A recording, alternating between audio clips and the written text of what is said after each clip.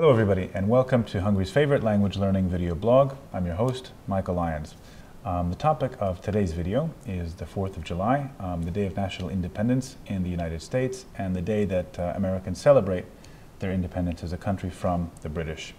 And I thought it would be nice to have another American join us to talk a little bit about the 4th of July, its history, its background, and a little bit about how it's actually celebrated in the U.S. So please welcome a very special guest, Shannon Feld.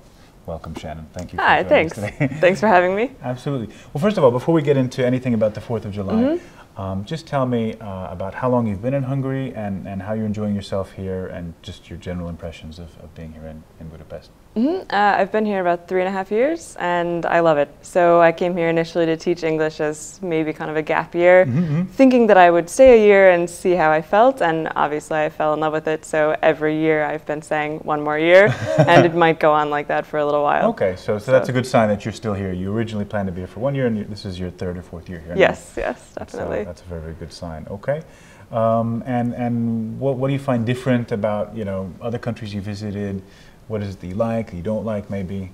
About Hungary? Yeah, in all honesty, it sounds strange, but I don't feel that daily life is that different. There are a lot more small shops, I would say, bakeries, small businesses, so everything seems more local somehow. And it's a great walking city. Public transport is fantastic compared to most cities in the United States, so I love not needing a car in this city.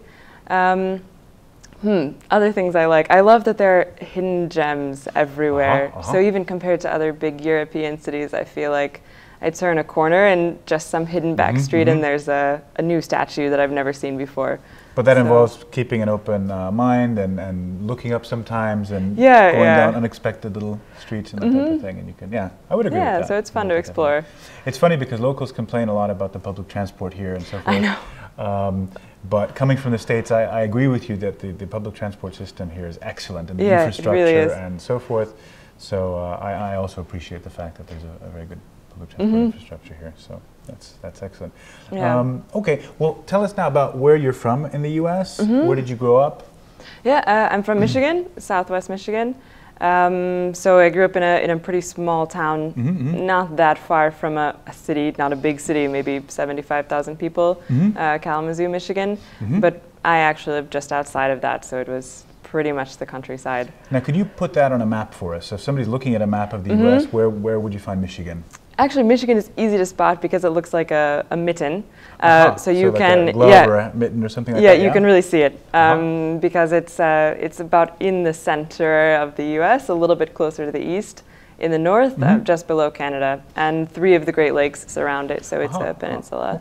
Okay. Yep. Actually, I may have mentioned this before, but we lived also in Michigan for 2-3 years in East Lansing, Michigan. Yeah, okay. It's a nice little college town. It really is, just the other side of the state. A child of that age. Yeah. It's a good place to be. So we have fond memories of Michigan. Nice. Going back to kind of you and where you come from in the U.S., how did you celebrate, or how do you celebrate the 4th of July at home, with your family, with your friends? What does a typical 4th of July look like for you?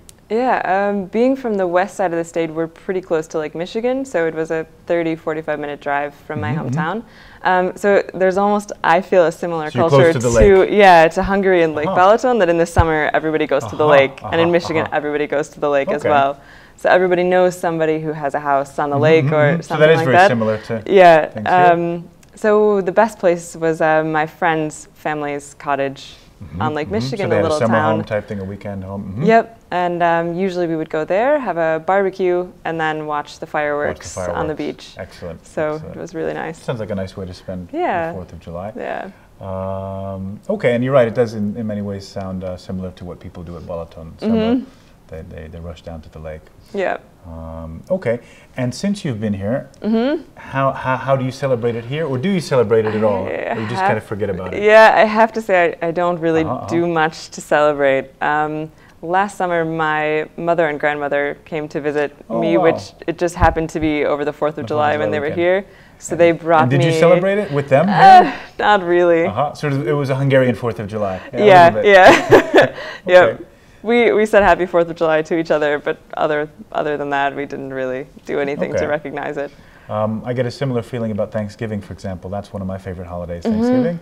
but the problem is Thanksgiving, it's the 4th Thursday of every November, Yeah. and it always falls on a work day here. Yeah. So it's just not the same mood. I know. 'Cause at work, and well, could make up for it on Saturday, but it's not the same. It's not the same thing, really. It's true. I can see what you mean. Okay, let's talk a little bit about 4th of July itself. Kind of. Well, here's a question that many people might have: is the American flag, right? Yeah. You have the American flag. It has these stripes. It has some stars. Do they have any significance? Like, is there any special meaning to the stripes?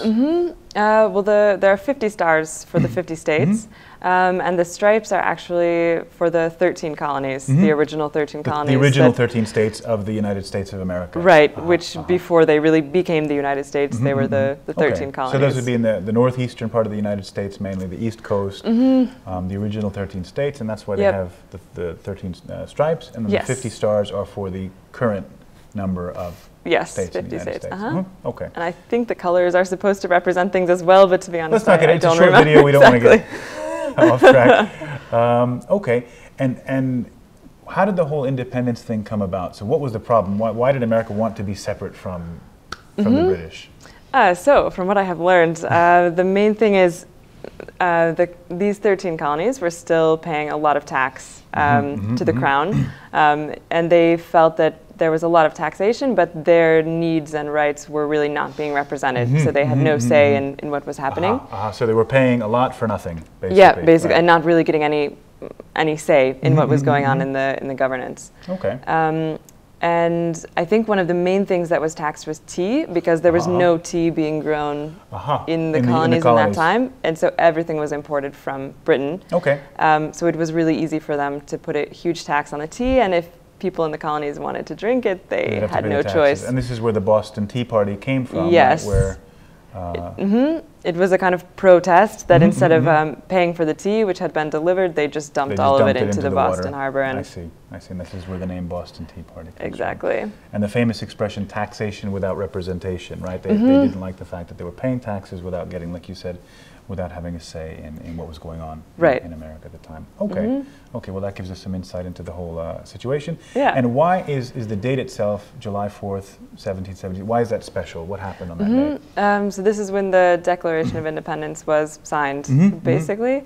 And this is kind of what started everything, that this was the United States saying that we want to be recognized as a separate country, and this is how we will govern ourselves. That said that we have nothing to do any longer with Great Britain or with Britain, and that we're a separate country. Okay. Yes.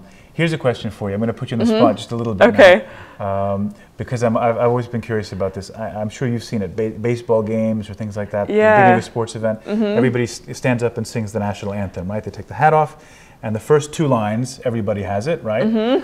Of the national anthem, and they sing it very proudly and clearly, and then it starts. They start mumbling, and nobody knows the lyrics of the national anthem, which is interesting because everybody in Hungary knows the national anthem, and everybody sings it on New Year's, which is interesting. Yes, that's a good point as well. That'll be in our New Year's video. We'll talk about that. But it's interesting that in most of the countries, I think people really know all the the words to their national anthem. Do you know the words to the national anthem off the top of your head? I think I know most of them. It's impressed. funny that you asked this, because in first or second grade, our music teacher actually forced us to memorize it and sing it in front of the class. And everybody who did it got a little mini American flag. Oh my goodness, pin. that's impressive. Yeah, but since then, I'm not 100% sure that I wouldn't confuse a few of the verses. But that's still a lot better than, I'd say, the vast majority of Americans, because I think most people in the States, they know the first couple or the first few lines, the refrain maybe, and they'll sing that very proudly and loudly, and then kind of go back to mumbling and looking away and humming, So that's impressive that you know that. Actually, I don't know most of the the words either. So, okay, good. That's kind of the what I was curious about. Thank you so much for taking the time to join us. Maybe we'll have other American-related topics in the future. It would be nice to have you as a guest then as well. But that's it for today's video. Yeah, great. Thanks for having me. It was fun. Thank you so much. I hope you guys enjoyed it and found it useful. Remember to like us and share us on Facebook, spread the words to your friends, family, colleagues, and of course feel free to post your comments underneath the video. It's been a pleasure as always. Thank you so much for joining us, and see you next time.